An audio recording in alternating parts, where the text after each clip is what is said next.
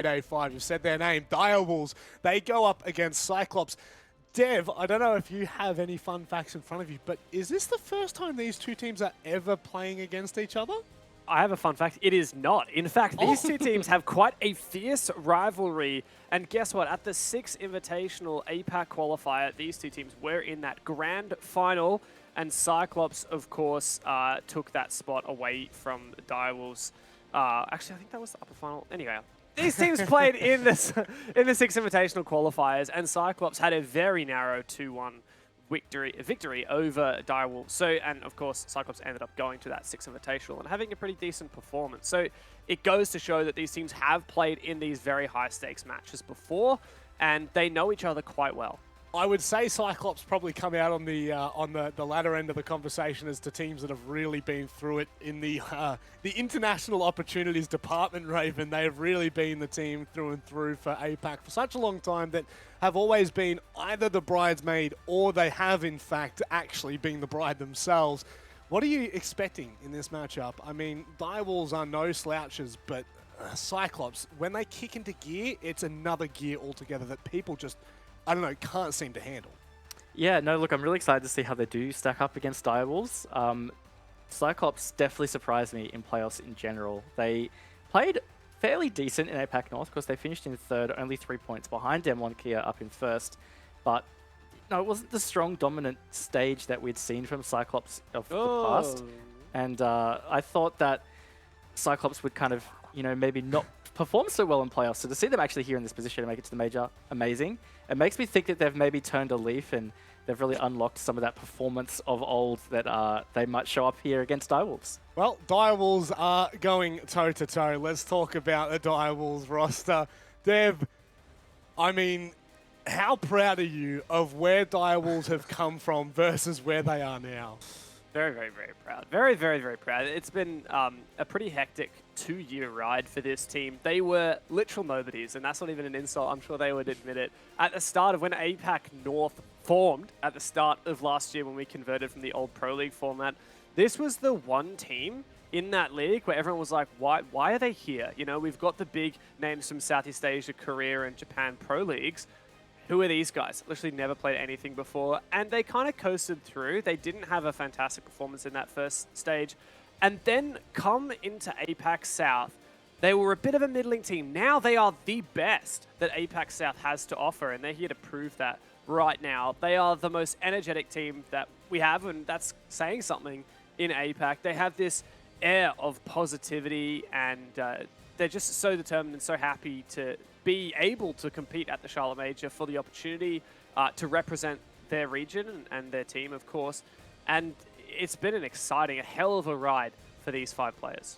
Raven, it truly has been. I mean, you know, speaking of the underdog story that all Australians love, this one, I think, hits really close to home. We've seen, you know, we've now got a bigger picture due to the interviews that we have with APAC South. We've spoken to a number of the players on Direwolves. And what I think really encapsulates, you know, the beauty of this team is, in fact, their personalities. Dev's mentioned it. It seems to be a winning formula for them. I think it is. I really think it is like the key to a lot of their success is that they've just always been such a positive, upbeat team. They really always kind of believe in themselves. They're optimistic, and they're also realistic, I would say. You know, even throughout last year's struggles, every time there was the occasional win, it was mostly ED we spoke to. You know, he was never saying things like, we're going to make a major, like we're definitely making a major. You know, it was always steps. They always just kind of, I don't know, they were humble in their victories, and I think that just has allowed them to grow into be the success that they are right now. They certainly are humble, and they've continued to stay humble, but there's an edge to them now that I think is quite dangerous. Let's have a look at the veto. It is, of course, time to understand the whole landscape of this best of 3, reminding people at home, first 4 are bans, next 2 are picks, ban, pick. That's how it plays out. Skyscraper, Oregon, and Theme Park, 2 of the newbies in there, Dev, but Oregon, through and through, has seen a lot of play in APAC over the last 2 years. What are you thinking? Well, starting on Skyscraper, it's a good map for Cyclops, and I can understand why they would pick it. They are currently undefeated the 4 times they've played it, and that includes just the other day taking out Fnatic in the Japan League, but also, more importantly, I guess, Damwon Kia in the playoffs already. the Fnatic game was more important. Come on, man. And on the flip side of that, Direwolves also played it in the playoffs against Talon, and they only barely won it at 8-7. You might remember this game. It was that infamous one where ED clutched a 1 versus 4, 1 versus 5 against that Monty who just could not plant the diffuser. And I think Cyclops, while they saw Direwolves win that, they've identified some weaknesses from that match, and it's pretty clear to me why they've picked it. Raven, what are we thinking? I mean, a pretty hefty defender-sided map by the looks of things. But going into this one, are you going to throw caution out into the wind? It's Cyclops and it's Direwolves. Yeah, look, it's definitely Dev's bang on here. It's a strong map for Cyclops, so no surprise that they've picked it. I think the thing that is quite interesting for me looking at the stats here, though, is the attack win percentage on the side of Direwolves far greater than Cyclops. And I guess you could look at that where if it's defender-sided, you should expect to be banking in your defense wins.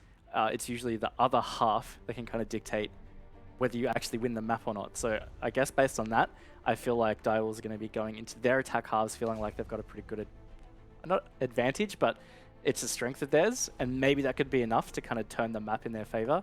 I don't know, it's something to keep an eye on, but I think it's going to be a really exciting map nonetheless. Dev, how much do you take away from the Direwolves result, knowing that we have coined it was the Game of Throws? There was a lot going on toward the end of that map that really should have been closed out. Do we take a huge amount from Direwolves' victory out of that?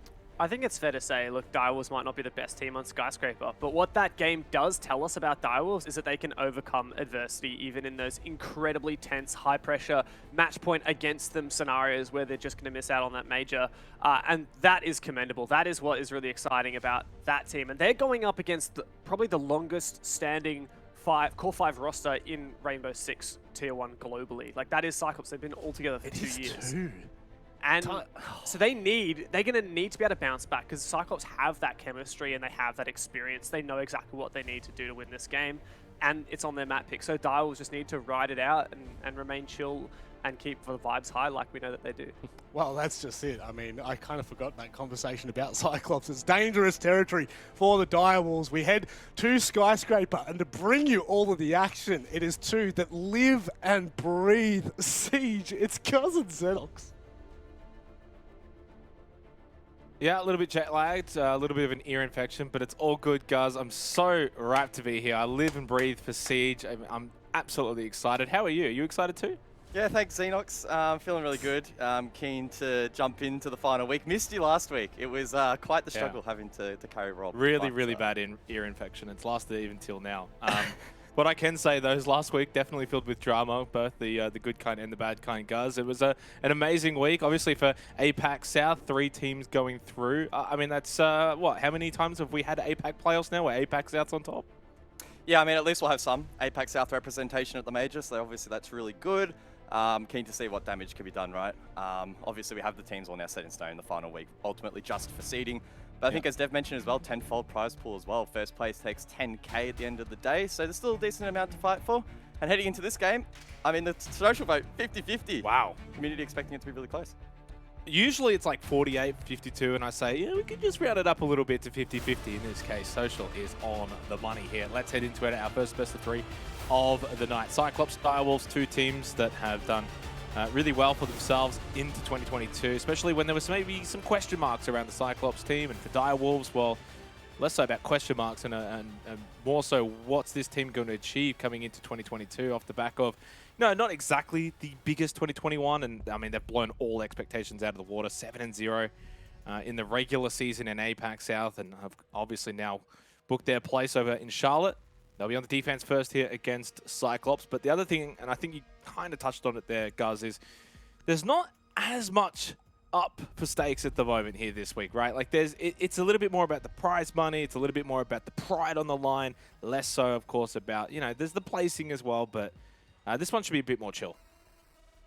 Yeah, next couple of days, I sort of sit back, relax. Obviously, there's going to be an element of seriousness and teams aren't going to be fully cruise mode, but it's probably not going to be quite as stressful as particularly the last couple of weeks where teams were still fighting for their spot at the major. I think ultimately, right, you look in terms of the major and the seeding discussion, provided you're not finishing third's probably even okay. As long as you're not finishing last, honestly, you're going to be all right. Ultimately, heading over to a major, every single opponent is going to be very tricky. Now, there are a couple of teams. You look at Team BDS, Liquid, etc. You probably don't want to be playing them and don't want to seed last, but outside of that, I mean, you're going to be taking on some of the best in the world. So we can run with that discussion as much as we want and probably beat it to death over the next couple of days. But ultimately, as you mentioned, pride, being APAC, probably going to be the biggest motivator for these teams.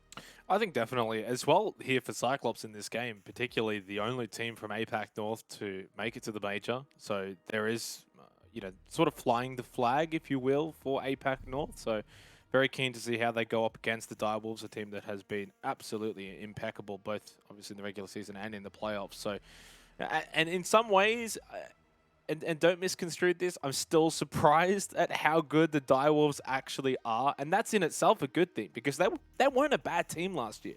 But they've been able to go to absolutely new heights here in 2022. And I'm very keen to see if they can actually, maintain this throughout the year. That's kind of the next goal, right, for the Direwolves, is not just making this a one-season wonder or one-stage wonder, now being able to replicate this, stage 2, stage 3, and being able to be a formidable team in the long run. So that's the goal, and I think that's probably the goal for most APAC teams, to be honest, is finding consistency over the course of an entire calendar year. It's not easy in this region. There's always lots of ups and downs. You've even seen that with Cyclops in itself, and I think actually when you look at Cyclops, they've probably had the most consistency out of most of the APAC teams. Yeah, even consistency globally, right? I don't know if we have many NA fans in the chat, but TSM probably the biggest example of a team that's gone on to win 6 Invitational and then not even made the major. So it goes to show that it is really tricky. And ultimately, you need to be consistent if you want to make 6 Invitational at the start of next year. That's what all these teams are fighting for. All the teams this weekend have already secured their spot at the major, so they have some points already accrued, but they'll be wanting to head over to Charlotte and earn as many as possible. Top 16 globally on the point standings will make it through to the next SI, then 4 through the open qualifiers. So a lot of different storylines converging heading into this one. In terms of the ban phase, biggest thing to note, Thatcher has made it through. That opens up this map a lot, as Dev's pointed out very nicely in the chat. Office Exhibition now, awful site. This site is going to suck upstairs once we rotate over towards it with Thatcher up. I would not want to be defending that, but it keeps things entertaining for us, right? Opens up the map a little bit and should aid in the pacing. We'll worry about that when we get there. For now, it's Tea Room Karaoke for our first round, and it's Souffle who gets the opening pick onto Black Grey. Good start for the Direwolves. Skyscraper, generally from what we've seen of it, in its short time in the map pool, has been rather defender-sided. Attacking teams have found it quite difficult to even just sort of get a decent foothold inside of the map, and really just getting in is the first issue. You saw that there with Black Grey going down rather easily. Obviously, as you mentioned, though, with Thatcher on the board, could look to maybe make things a little bit easier for the attackers, especially Office Exhibition, but still other sites that need to be won as well. Souffle in Pantry. Gatorada in delivery is close by. Doesn't spot him, doesn't find him. In fact, never mind, Souffle is very, very low. And in fact, now dead as well. That's a big one from Gatorada. Now, there is a shot back, but it goes back the other way as well, with Additon getting rid of ED, and Gatorada gets a second in quick succession. Now 3 versus 2. Cyclops with a slight advantage here. Now, I don't know whether to interpret this first round as sort of Cyclops and Divers clashing heads and being aggressive off site, or whether or not that is being perpetrated by the Thatcher and Cyclops don't trying to play into their aggressive hand. It's obviously, we're going to get a bit more of a read on that over the next few rounds, but no doubt very aggressive by Skyscraper standards, especially so far off site. Jackabu and Harambe now are isolated on the site itself, and Cyclops with the advantage and 50 seconds to work with. You'd have to back them in from here. Gatorada, well and truly in form. Now Harambe over towards top main. I think when you look at the Gatorada, look at Gatorada on the Ash, for example, really sort of highlighting maybe what Cyclops want to achieve here is just sort of pushing in and trying to frag out these roamers or these aggressive placed defenders that the Direwolves obviously implemented in this round, because that's the goal, right? On Skyscraper, you want to probably make it difficult for the attackers to even just push in. So what's the best way in dealing with that? Maybe just swing in and rush and try and get kills and open up the map that way. And it's obviously worked very, very well here in the opening round. Don't put it wrong. Skyscraper has been very defender-sided so far in this region, and it's a great start for Cyclops. Courtesy of Gatorada, picking up 3K, a good way to start here. Now things start to get quite interesting in terms of what objectives Direwolves are going to like to hold. Do they reattempt. I would just say that's probably the play for the second round, and that's what they will commit to. Quick replay though, again, a lot of action off site. Gatorado open up the account for Cyclops. Swift double, and then able to close it out in the 3 versus 1. So it's pretty well played all round. Divals, will they commit once more to the roam below? Will they try and bunker down on site? I think you have to roam to some extent, right, and get aggressive. Thatcher being up is so impactful, and I mean, Cyclops aren't even having to lean into it as of yet, so.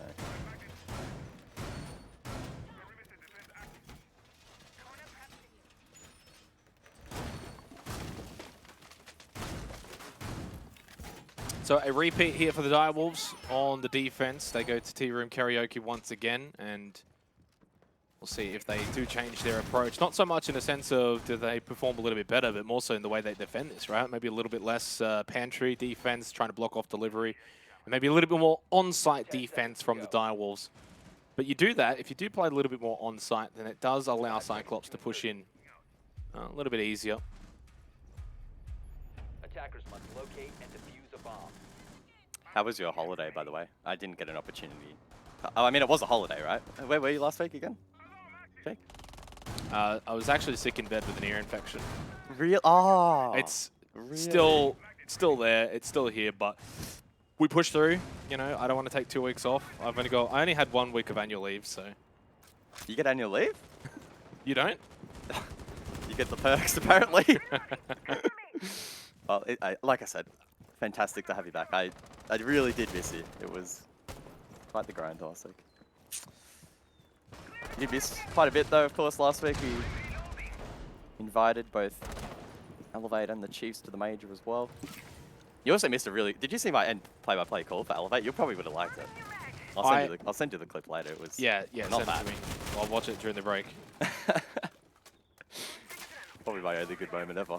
Anyway, minute into this round, and once more, bit of action downstairs. Over towards delivery. Cyclops looking for this entry. Divals, though, they're not really playing into it themselves on the defense, not giving away these picks. Instead, a little bit more conserved. They actually barricaded off these positions to just slow it down a wee bit. Oh, Pika, though. Through Dragon will find Suzu. That's a nice opener. Yeah, and better there for the Direwolves to get that opening pick, right, rather than the other way around. Cyclops were able to get that upper hand in the opening round and converted from there, 3v2, bit of a barrage of trades, then came out the right side, whereas Direwolves now, opening pick, no trade back, minute 20, down a player, makes it difficult on a map like Skyscraper.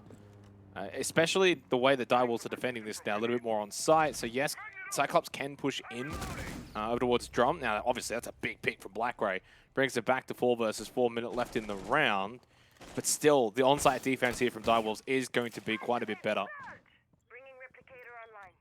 60 seconds to go. The time management here from Cyclops lacking a little bit. The Gemini to scout ahead, spots 1 inside of Tea Room. 4 versus 4, but you still have to lean into Direwolves here. I don't know how Cyclops are going to be able to converge on towards its objective. I think Tea Room pinch is probably going to be the play, but a lot of lines of sight are already established by the defense. This might be really difficult to unravel. Recovered the bomb diffuser. Souffle does get rid of Aegator, and yeah, the difficulty now is going to be ramped up. Gatorada, 4-on-1, and the Claymore from Suzu onto ED. 2 versus 2 now, and it's Pika that gets through to Gatorada. That was the big one. If Pika loses out to Gatorada there, I think Cyclops get off to the perfect start, but now Anaton has to play hero here. Souffle trying to avoid the flash, pushes forward over to the drum, and Anaton welcomes him with open arms. What a perfect flash. Well, it was a 2 versus 1, but Direwolves down bad, lose out that round. That's Karaoke now fallen twice into the hands of Cyclops, and that will likely now force the rotation. A little bit of a disappointing start here on the side of the defense, but Anaton can't be faulted. Sharp shot there onto Pika, and then a perfectly placed flash, literally landing on the toes of Souffle. Couldn't have played that much better. You can see Souffle kind of try to speed up a little bit forward there to maybe try and get in front of it just a wee bit, but perfectly placed flash, and really, really well played. Not just in the end there, but the entire round from Cyclops, despite losing the opening pick. You know, they only had about a minute left on the clock. 4 versus 5 Tea Room Karaoke, where Direwolves were pretty well positioned and set up defensively. That pick from Blackray on the player in drums was probably the catalyst for that round. That was the ultimate win condition there. You get that pick without losing a player. And you're able to just push onto site a little bit cleaner, a little bit easier. And really, really good start here from Cyclops on Skyscraper. 2-0 start. Tea Room Karaoke seemingly unable to be defended. Now we head over to Office Exhibition, and this is where you said before, Guz, with the Thatcher available, should make things even easier for the attackers than usual. Yeah, I was scratching my head a little bit. Oh, okay, so they've actually repicked off the Thatcher. So they originally didn't pick it. Oh, Then well, they okay. did, and What? now they've reverted the repick. So I saw we're it in the repick, and I was like, okay, they're going to go to Thatcher here, I can say this. Now they've got off it completely. the debate. Well, do you want to talk us through that one there, guys? Because this is something where, you know, the color caster likes to sort of touch on these things. It really is, Xenox. Thanks for just throwing it over here. I mean, Thatcher's really important for the wall to the south. The exterior wall, it exposes so much of the site. It's a fantastic entry in to try and get the plant down. Thank you, Mandy, our observer, for highlighting this for us. With Thatcher, it's so easy to get open. That said, I mean, relegating it to a thinker works as well, especially if Mute's in play, right? You can just nade it straight off from down below through the bathroom. It's not like Electro Claws, for example, which might be a little bit trickier to clear. Good example right here as well. Again, Black Ray with that nade to try and help Anaton. So it's not the worst not having Thatcher. It just means that it can slow down things a wee bit. And if your nades aren't on point, well, ultimately you will pay the price. Absolutely wonderful. Hopefully for Direwolves, their defense could be almost as wonderful as your analysis there, Guz. And obviously, if you had a Thatcher Anaton, you'd be able to just open this one up rather easily. In fact, incredibly easily. But they elected off of it. That's right, they cleared it. And they cleared it. Well, who needs a Thatcher, guys? Seriously, this Overrated. is why they're the professionals, and we are just here to sit back and have a watch. Well, I'm fairly certain they actually used it with the Golden 6, which is even more efficient, right? Means you still have 2 grenades in the pocket. So ultimately, again, if you actually nail it properly, it probably is more beneficial actually not to run the Thatcher. You just run the risk of stuffing it up. But Cyclops well drilled, able to get that ball done. You can see how much pressure now is on Pika. He swings the nade though, cuts him down. It's 2 to start things up for Cyclops. And I feel like Pika just gets himself caught in no man's land there on site, but also from that position, you're able to maybe find a pick back the other way around that bomb chassis. That's kind of what Harambe's trying to do now as well, trying to find something. Does get one. I think got greedy there, going for the elimination after getting the down. Probably should have just played off of that rather than re-swinging, re-peeking that one. Unfortunately for Harambe, greed has cost him, but the round's over anyway from that point. ED does get rid of Black Ray, and Anaton quite low, but Jackie Wu falls. And now it's all up to ED and the magical gaming chair to win this one for the Direwolves. Otherwise, 3-0 start beckoning for Cyclops here as Anaton sticking that plant down. ED does get on onto Gatorada, remembering Anaton's low and is dealt with by ED. Big launch through the wall! ED! What? It's a hip-fire deagle. Oh my god, ED, the gaming chair buff on full display. I was finally get around on the board. My man's got heat vision. How close was the player on the wall? Was it actually close? Yeah, Agator was right on it. On that terrace wall, ED just swings. And Guz, it was a headshot. It was a headshot. Top wall bank. Love it. Big round. That is massive, though. It was destined for a 3-0 start. Attacking 3-0 start as well, mind you, for Cyclops here on Skyscraper. But Direwolves, courtesy of ED, has been able to get on the board there with a much-needed round win. And we head to Barbecue Kitchen here for the next round. But yeah, that was a big one. Defenders, protect your bombs. Still, though, the weaknesses of that site being highlighted pretty well by Cyclops, just ultimately unable to close it out. And ED with that hero play. We head over towards Barbecue now for the first time in this match. And it's a site that frequently doesn't see a whole lot of play because generally it's not in the rotation, but we will see it here. Big thing to note, especially if you haven't watched Cyclops before, is Anaton, top left of screen. No, that's not a meme. He will be playing the Glaz. I almost guarantee he sticks it. You ban out his one tank, he just goes on to some other operator that's just as exotic. The Glaz, yes. Most definitely not in meta. They somehow make it work. The D-Bar still does quite a bit of damage, and the smokes and the see-through ability can have some sort of an impact, even on entry. So we'll see how that plays out, and Direwolves, I'm sure, would be at least expecting it at some point in this game. Yeah, and just quickly, I want to just point out here straight away, I'm seeing some comments, and it irks me a little bit. but for those wondering maybe why we're not exactly at 1,000% right now, there's not a whole lot to this game. There is not a whole lot on the line. It's not the most meaningful game. So in that sense, it's a glorified prize pool match right now between Cyclops and Direwolves. There's no major on the line. So let's just sit back and let's just have some fun Gatorado today. with the Claymore. He jumps down. 2 minutes 20 on the board. He falls down. Oh, he's going to open up delivery. Brings out the Ash Charge. He hits it. Is he going to push? Yeah, no. We're going to Black right now. That's the main entrance. No, stop. No one wants that, guys. No one wants that. Sorry. Please. I just wanted to add some more hype. My apologies. More hype, mate. We need a little bit more hype. Been told. No, you are right. But seriously, it's let's just have some fun here. All right, come on. Jeez. Well, Addington's having a bit of fun. He's on the glass, looking through this vert angle. He's currently outside West Garden, which I think might be looking up towards Karaoke. Falls off that though, temporarily. Cyclops, loving this window play at the moment, seeing maybe if they can find an opening. ED, hot off that 3K. He's inside of restaurant, in a decent position. Cyclops not really committing to much of an entry yet. And it's Suzu that gets the pick. Important, especially on this particular map. Now, Souffle hasn't given away his position there by shooting at the Selma. Obviously, it doesn't need to right now. Does he look to get greedy? No, not necessarily. I think he may have got droned out there as he shoots that drone. So, yeah, a little bit of information now gathered on that position. Minute 10 remaining in the round, and with Cyclops having that one-man advantage, still a good position to regain that 2-round difference. And Souffle, though, on the stairs, that takes out Anaton. Big play, considering that it seemed they did know his position there. And Peak gets rid of Aegator, so Direwolves now able to gain the lead in this particular 4th round. Until Suzu brings it back 2 in the round now and straight in through drums. And there is a defender inside of Geisha who can put up a bit of a final stand here. It's Jackie Wu. You know who can clutch out, and that's a great swing onto Gatorada. The trade from Suzu a little bit late. In fact, it's too late. Jackie Wu able to escape down the hatch. 2 versus 2. I mean, how many rounds have we seen now, actually, at the start of this series that have kind of gone down to the wire? Jackie Wu watching the drop down through Kitchen and hits the headshot onto Suzu. That's diffuser down. Black Ray has to make the run over and pick that up and does not have a whole lot of time. We've already seen a couple of clutches, though, in this game. But time into red time probably means it's unlikely that Black Ray is going to be able to salvage this one. In fact, yeah, there's absolutely no chance whatsoever. That was a big-time shot from Jackie Wu down below through the hatch earlier.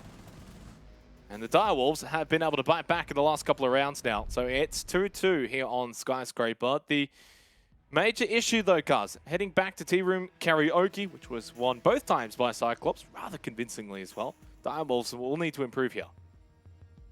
Is it really a major issue? Both of these teams have already qualified. Well, in the spirit of the game itself, in the map itself. Oh, you were talking about the Charlotte Major in May. No, well, look, believe it or not, it's not the Charlotte Major right now. And also, believe it or not, I don't... Okay, here's the thing. Here's the thing, guys.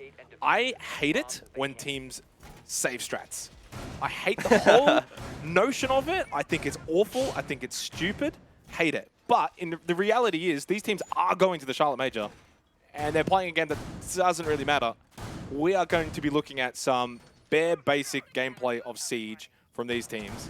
The fact that we're even on Skyscraper is a little bit interesting, to be honest, because these are the kind of things you want to save for the Major, that you don't really want other teams to be able to VOD review and prep for, especially for such a big event. Now, if it's just, say, APAC regular stage going into APAC playoffs, it's a bit different. You can probably just do whatever. But for the Major, that's where those top teams globally will do their homework. They will do their VOD reviews. They will look up on what you're doing, where you're doing it as well. So be mindful. Cyclops, Direwolves, you know, Chiefs, they're all going to be just bringing it back a little bit today and tomorrow.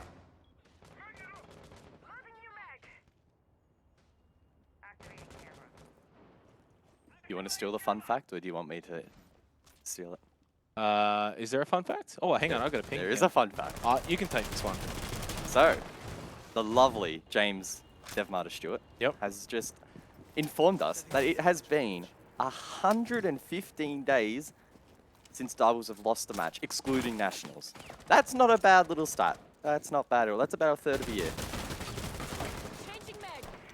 That's quite a duration of time. That is a really good stat. You know what would be even a better stat to go alongside with it is like a comparison to like another team. I'm not asking James to do that. I'm really not. If you I could, wonder though, who was the last team in APAC North or APAC South to do that. That's Probably Cloud9 from APAC North. I would. Jeez, that would have been a long time ago as well. Maybe not even. I'm not sure. Yeah. That is a really, really good statistic, James. Well done. There's fun fact. That's why he's on the desk. That's his perma desk. That's why he's our analyst. Yep. Minute 40 left in this 5th round. 5 versus 5. Harambe. 2-4 start for Harambe. He's been doing a lot of dancing since joining this team. So that means Harambe's never lost a match since joining Direwolves. That is also intriguing statistic.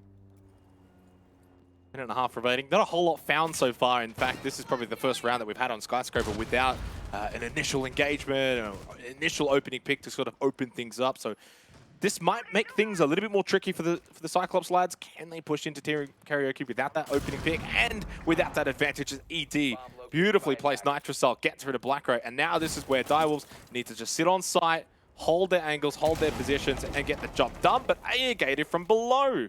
This whole match has been back and forth. Oh, no, Gatorada! That was greedy. He has been so dangerous on the Ashe in this match so far, showing that maybe Ashe is not as useless as many would probably perceive her to be in the current meta. Nonetheless, though, 4 versus 3. Can Direwolves maybe close this one out? Cyclops have been in winnable positions in the past A bomb has been located. and have faltered at the final hurdle. Now with 30 seconds to go, they need to formulate an attack on towards this karaoke objective. With manpower though, they should be able to brute force their way into one of the objectives. There is a roamer, that's Jackie Wu. Suzu cleans Jackie up. And it's fallen apart here. I'm a little bit confused. Why is Jackie Wu roaming with like 15 seconds left when Cyclops are virtually on site? The way that Direwolves are defending Tea Room Karaoke is just bizarre. Credit, though, where it is due for Cyclops. They're hitting their shots. And they are making Tea Room Karaoke look far too easy right now here on Skyscraper. And that has been the difference in this first half, guys. Well, there is still a single round to go, so we may well still see Direwolves bounce back and be able to draw it out. Exhibition room and office, though, we saw it last time. It came down, rather, to a 1 versus 3. ED, the man himself, the man, the myth, the legend, was able to win it out, but can't be too reliant on those sorts of players to be consistent. As we saw last time, Cyclops did a really good job in opening up the wall nice and quickly. Applied a lot of pressure in towards the defense. It was, again, just that final step where they were unable to trade out the final kill. Attackers need to locate and defuse as many bombs as they can.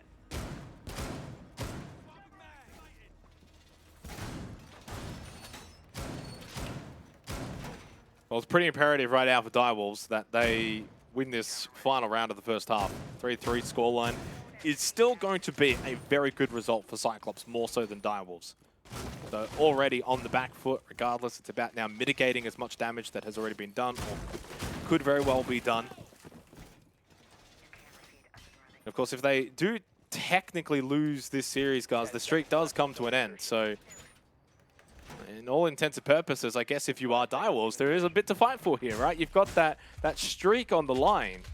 In fairness, I don't think that streak's going to be able to make its way through the Charlotte Major now, is it? So it's coming to an end regardless. Oh. Or is it? Did the clean sweep of the Nothing Major? is impossible. Nothing is impossible. I mean, improbable, but not impossible. I think you just chuckled there because even just the thought of that actually being a reality is virtually impossible. The thought of any team going flawless at the Major is a little bit ridiculous. Never mind Direwolves at their first international LAN event, but you never know. Depends how good the gaming chairs are, whether or not ED will be able to perform or not. Really good first half, though, from Cyclops. I've really enjoyed watching Gatorada push in and really clear these positions. Blackray's only got 1 kill, but it was a very big kill. Sometimes the numbers are not all what they sort of claim to be. I mean, that 1 kill from Blackray basically got them around in itself. Anaton's been great, so has Suzu. Good signs right now for Cyclops. That's the other thing to at least take into account with the final week here of the playoffs is taking form into the majors. You don't really want to be clean swept. You don't want to be taken down too easily. Want to be winning your games, playing well. At least if you lose, then maybe you still want to be playing well, at least at minimum. Minute and a half left here in the final round of this first half. It is 5-5. Don't be fooled by the Bomb located by attackers. bug, the 4 versus 5. The wall now open. Cyclops can begin to apply some serious pressure on towards the objective. Couple of attackers lurking down below. Nades from Blackray and Aegator might be able to have a significant impact and start swaying this round in favor of the attack. Blackray hooks one, but it doesn't land. Aegator only has one left as well. The Gone 6 from down below to deal with the deployable shield as Pika actually gets the opener for the Dire Wolves. Gets aggressive over towards the breach, thinks about re-peeking, maybe for a second. With that diffuser down on the ground though, surely Dire will just play this smart and try and trade out late.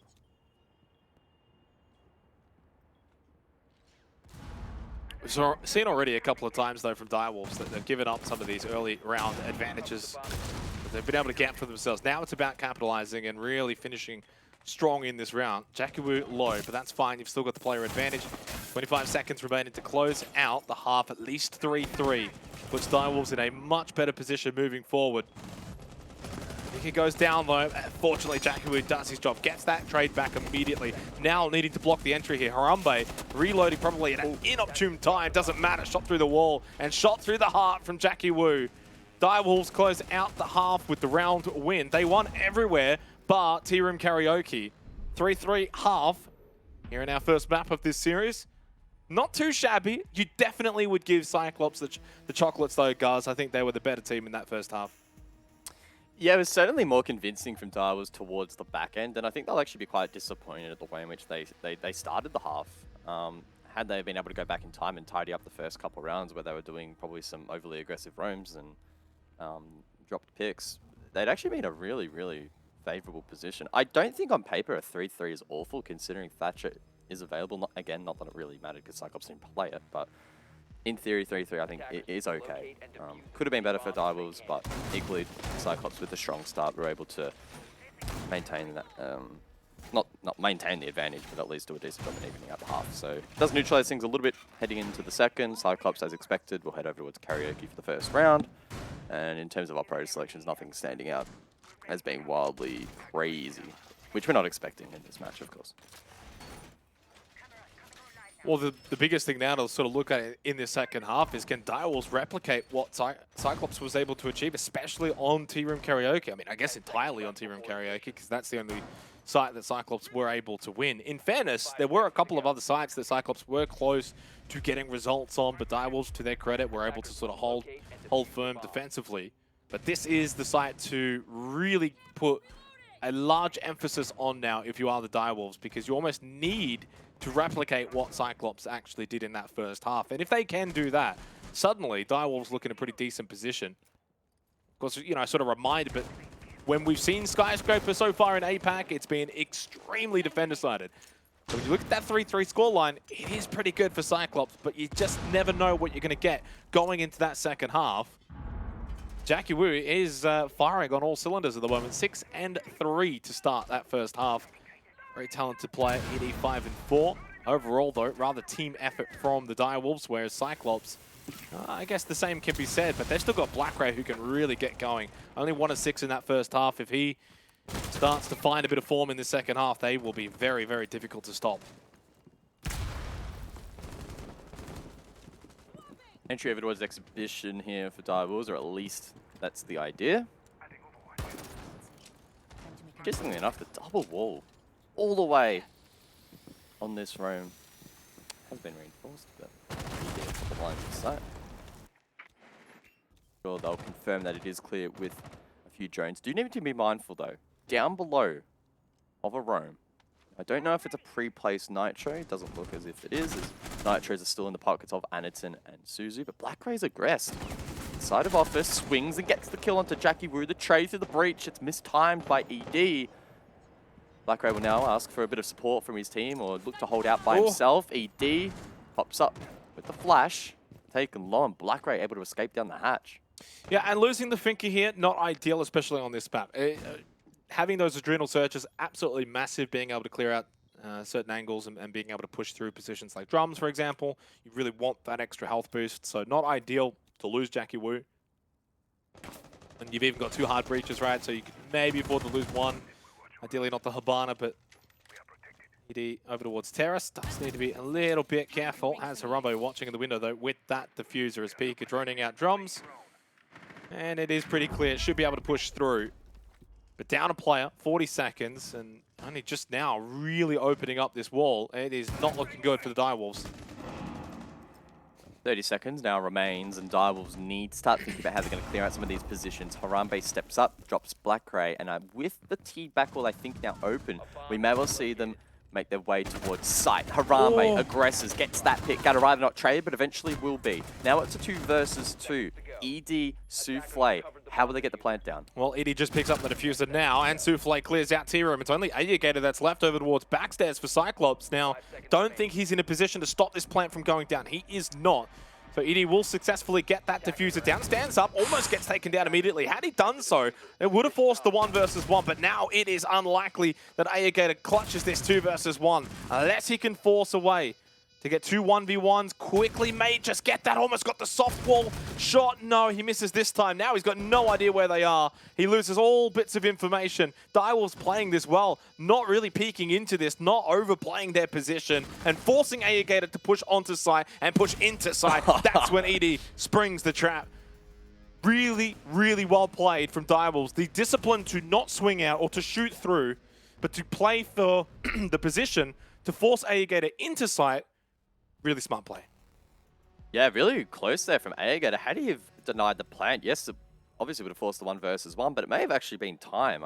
It's obviously really tricky to look at like 15 different things at once, but it would have been super close as to whether or not it would have actually denied the round from Direwolves. Either way, though, not meant to be. The shots don't quite land, and then, yeah, as I mentioned in the post, really well disciplined from the Direwolves, showing that their temperament at the moment quite strong. So a good start for them. Now I'll do Cyclops reattempt. I didn't quite see. Wait, no, they head over towards Exhibition. I like that. Yeah, I don't mind it. Again, yeah. Not a huge fan of this site. Again, with Thatcher up, despite these teams just not wanting to play it anyway. But we had the discussion about nades and gone 6s, etc. anyway. But I do like the fact that they're willing to switch things up. Way too often, across multiple leagues, we see teams just play the same site, make the same mistakes, and get punished. So don't mind this. I think the other thing as well is Cyclops would have obviously seen that first half, saw what happened to the Direwolves, and the fact that, what was it, 3 T-Room karaoke rounds were won by Cyclops. They're probably like, okay, they've won it once, let's not even bother, let's just move off-site, let's go to the other sites where, well, now the pressure's onto Cyclops. They need to be winning on these particular sites and away from T-Room karaoke. I'd say for Direwolves, they've done a tremendous job in sort of bringing this game back a little bit, because it was a rough start. First 2 rounds, going to the attacker side at Cyclops, being able to take T-Room karaoke rather convincingly, then did so for a 3rd time. So from 3-2 now to 3-4, Direwolves also then getting their own attacking round, offsetting that first half a little bit by Cyclops, puts them in a good position now. Even though they are on the attack and will have to win out on Kitchen Barbecue and Exhibition Office as they're going into here on the 8th round. Do they bring the Thatcher? The answer is no. So despite it being available, and despite our DevMarter fun fact of the day, both teams not really caring for it. 0 in play for this particular round in the hands of ED. Quite the niche operator, but his cameras can gain critical information. Didn't gain that information though. I saw the outline, but obviously Pika did not. Alligator makes him pay the price, and the roam downstairs for Cyclops will pay off.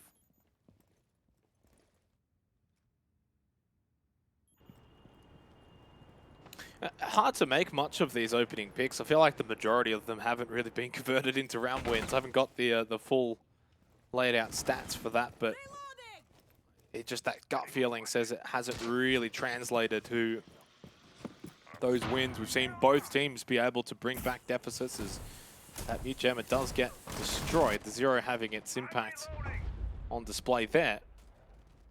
And generally, when you look at a map like Skyscraper as well, you know, 5 versus 4 advantage for the defenders at this point, you would almost think that that's not round 1, but it puts them in a really, really good position to close out the round. But we've been seeing both of these 2 teams on the attack be able to continue to push forward despite being at a disadvantage. We'll see once again if Direwolves can pull that one off. Jackie Wu has one more Adrenal Surge available, and with that, they will need to push onto site. Quite a stark difference in the attack here compared to Cyclops. No real pressure on the main wall. Instead, a sweep to the west, and it's not working out. Suzu with the SMG. We'll clean that one up. The res, I think, from Jackie Wu obviously shut down, and now it's Harambe and ED.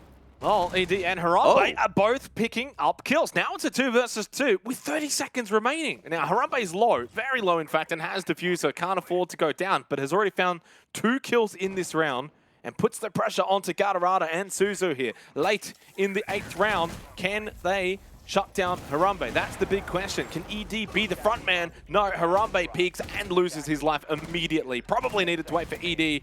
ED goes down anyway to the SMG-11. And it is going to be a big round win for Cyclops. 4-4 is the scoreline through 8 rounds.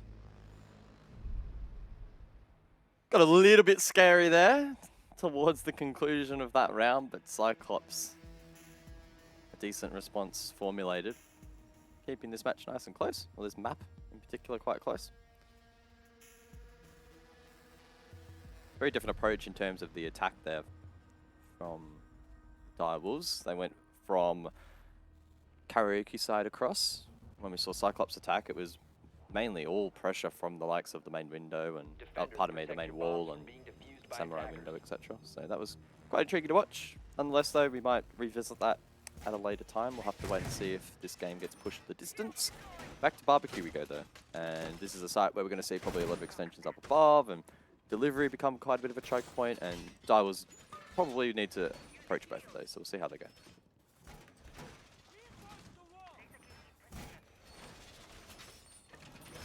It's been a very fascinating match, though, so far from both of these two teams without realistically showing a whole lot. Again, you know, neither of these two will want to show their full hand. You're going to be definitely saving that one for the major. 5 seconds left.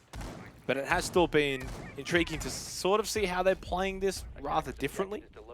Just in the ways that, like, Direwolves defended T-Room Karaoke versus the way Cyclops defended it, or the way that the way that Cyclops attacked Office Exhibition, and then sort of the way Cyclops were doing it as well. So it's almost like both teams have got somewhat different mindsets as the way they want to play Skyscraper, which I think is actually a really, really nice move away from what is the norm on other maps. You look at, like, you know, the likes of Cafe or Clubhouse Cars, and it's just same for both sides, especially when there's not much on the line.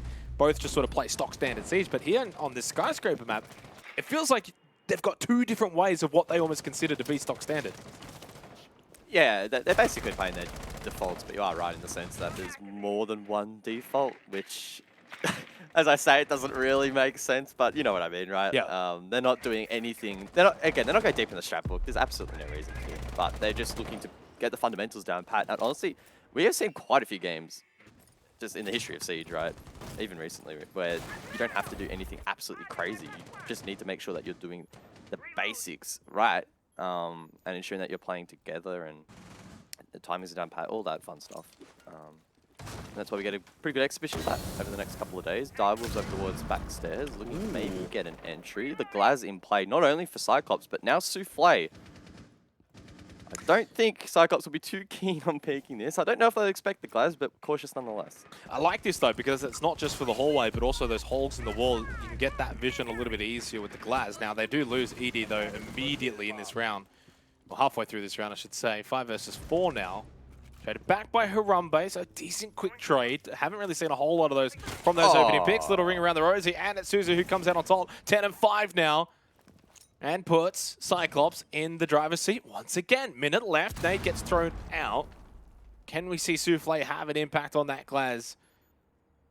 One more smoke available for a bit of a power play there, but they lose Harambe. Suzu, 11 kills now. Jackie Wu does get one back, but then Anaton with the quick trade, and it's now down entirely to the Glaz, who cannot push past Anaton. I mean, quite the setup we saw there from Cyclops, even a glimpse of it there in the final kill cam. The creative mirror plays there, actually yielding dividends, so can't fault it too much. And there was a lot of vertical pressure as well in terms of lines of sight and what rotations, etc. So I think ultimately Direwolves felt that they were forced into taking the top floor, and probably not the worst of calls. The way they went about it, though, kind of played into the hands, I think, of the setup there from Cyclops, who did a good job to hold out. And Suzu, as you've highlighted, having quite the game on a heater at the moment, and Cyclops on penultimate match point. Penultimate match point. Love that. That's great. I love it every time. Well, the reason I say that is Direwolves, if they bring this back, round 11, the penultimate match point 5-5. Honestly, one of the most exciting rounds in any game sometimes. Oh, I love it. Yep. Even more so probably when like in the regular season when it's like, do you get 3 points, 2 points, 1 point? When it's 5-5, you're basically handing out a point for that one round before match point. So definitely a fun one. We do get to that 5-5 scoreline. Could we get there as well here in this first match of the series? Direwolves, well, they'll be hoping for their sake that they can improve on the round gone prior. Well, T-Room hasn't been defended successfully once, right? We have seen it 1, 2, 3, 4 times. This is the 5th time we are going to see this site, and it has not been defended successfully once. So it's going to have to be quite the anomaly, really, for Cyclops to be able to get this one across the line. And I can't pinpoint exactly why that has been the case without, you know, sitting back and scrubbing through every single round. But ultimately, it probably just comes down to teams having a really good read on this objective already, which is a little bit concerning considering Skyscraper hasn't been around in comp for all that long. I think it's just the way that it's defended, you know, especially Drum's position. Oh, hang on. Ayegator's... Oh! I thought Ayegator had a freebie there onto Harambe, but he's just reading into that one. Well, kind of what I was going to say is I think pushing through jumps is something that we've seen the majority of time from both of these two teams. And generally, when you do that, you're creating like a lot of 1v1s. And if you're the attacking team winning those 1v1s, not only are you getting that kill, but you're opening up that, you know, position to push through towards the site. So then that kind of weakens the defense overall. Not only that, but it's a site that's split, you know, one on one side, one on the other side. So sometimes it can be a little bit difficult to sort of cover both sides as well. I think there's a number of factors, but ultimately both teams have been able to attack it rather easily. Which then does kind of mean that if both are able to attack it easily, no one's really gaining much of an advantage in the end either. And then it comes down to, you know, the other sites, Exhibition Office and the Kitchen Barbecue, and how do those kind of go. And right now, those particular sites have not been won by an attacking team at all. So, bit of a contrast here. Then the comparison between both teams now is quite apparent because it's virtually the same second half as we had in the first half. Attackers have dropped the bomb diffuser. Like trying to split hairs between these two at the moment. Gatorada keeps things close. Harambe taken down. I don't know how much of an impact he had with those exothermic charges. Elsewhere, Pika grapples inside. Transitions from backstairs in towards Barbecue. I believe there was a player towards the sushi bar that has now relocated. Anyway, Jackie with the LMG confirms that pick, and it's starting to fall apart for Cyclops. Well, not entirely over. They've still got 2 Nitro Cells, and Suzu is still alive, 11-5. Great player. Has been performing very, very well. And Anaton, sneaky little off-meta sweep, able to get rid of Pika. Now, that is something we haven't really seen too much of, or at least not successfully, by the defenders on a T-Room karaoke defense. And that throws a bit of a spanner in the works now. 3 versus 3. I think the best way that Direwolves could have responded to that is maybe pushing straight to site and take advantage of the 3-on-2, but a little slow to do so. And now it is fair game. 20 seconds left as well. Not a whole lot of time. Jackie Wu has also used that final adrenal surge. They need to push into site. Time is a massive factor, but it's Souffle that gets the pick onto Anaton. Now they can push in onto site. Jackie Wu loses his life. So did Souffle. It's only ED. No time at all.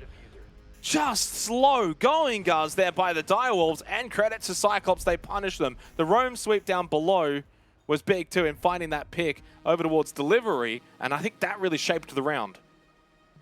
Yeah, and a little bit disappointing for Direwolves. They got control at least somewhat towards the mid to late round, but didn't have the grenade or the piece of utility to clear the T-Room wall, and we saw it really late in that round. They were trying to desperately get a Salma on the wall, and that would have really exposed Suzu. Ultimately would have made the plan a lot safer and the trade out less risky so late into the round. They were forced to go through the doorway over towards the main stairs, and it just didn't pay off. So it was just a small little micro play like that where they elected not to clear that mute jammer off the wall, or maybe it was placed really late into the round. And yeah, Cyclops able to weather that storm. Really well played. Suzu once more, just doing an amazing job. And unfortunately for Direwolves, hasn't quite gone to plan. Certainly hasn't, and tactical timeout has been called. Direwolves, of course, there's the record of not losing for 115 days on the line. Now, of course, that is series-related, guys. That's not map-related. They did drop a map to Talon, actually, in the upper bracket semi-finals, but... They should have probably lost that game as well.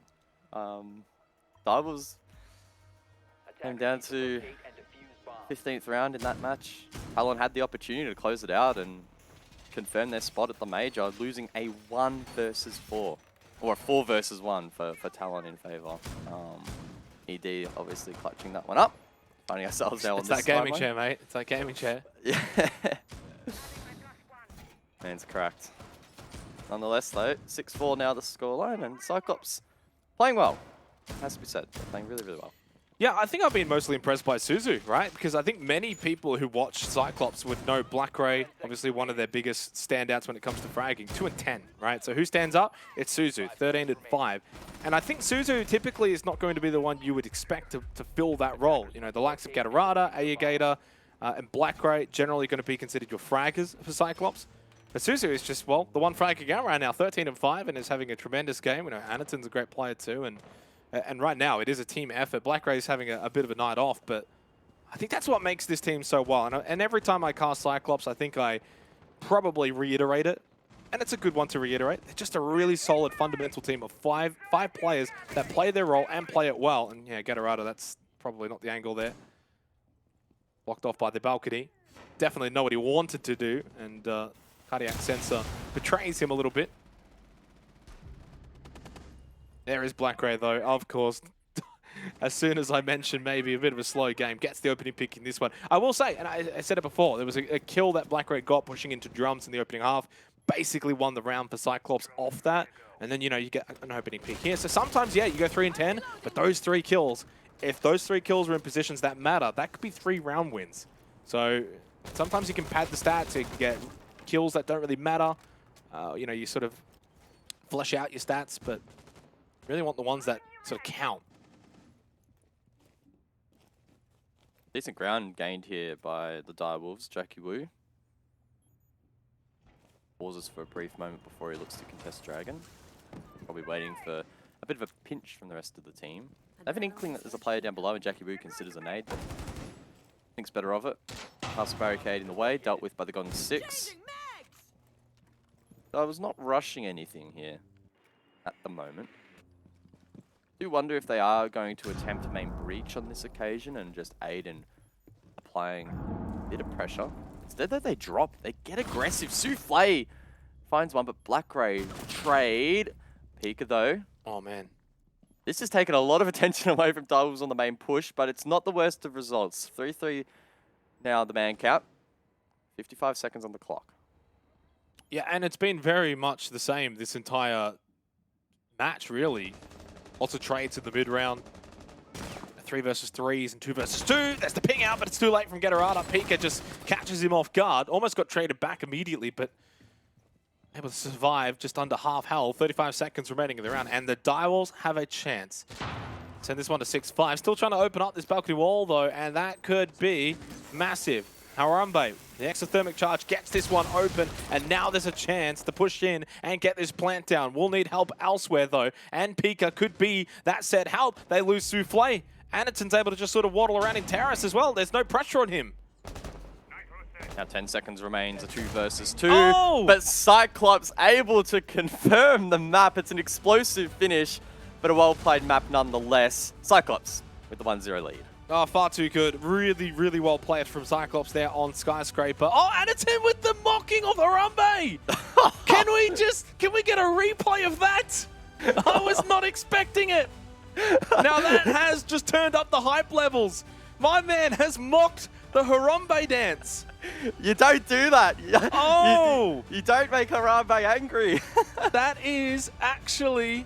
Oh, Oh, here we go. There it is. Oh, my goodness. No. I love it, though. I absolutely love it. That at our 6 events. When Cyclops lose this series, we're going to look back at that, and that was the pivotal moment. They let it run away. You know what they say? They say there's a particular sport, don't mock the belt. In this one, it's don't mock the Harambe dance. We'll see if that one comes back to bite Anaton and Cyclops. They do take a 1-0 lead, of course, in this series. A great match, though, overall. Started a little bit slow, but then we kind of got going a bit, Guz, and it was back and forth for the most part. I think we got to about that 4-4 scoreline, and then Cyclops just ran away with it from that point onwards. They were by far and away the better team on the defense. I think in some ways, you know, when you go to a map like Skyscraper, generally, defenders going to do well. So that 3-3 half from Direwolves, you're a bit like, oh, is that going to be enough for them? And in the end, it wasn't. Yeah, ultimately, I think it was just a solid match of Siege. Probably lent a little bit more into the attack than I expected, especially considering teams didn't play the Thatcher, but they made up for it in other ways, and showed that maybe Skyscraper always doesn't have to be the slow linear map that it's probably playing out to be most of the time, right? We saw quite a bit of aggression off start, which was awesome to see, and I think it sets up the series really nicely. Certainly does, of course. Best of 3, though. We're not done just yet. Going to go to a short break, and when we come back, we'll continue this one between Cyclops and Direwolves.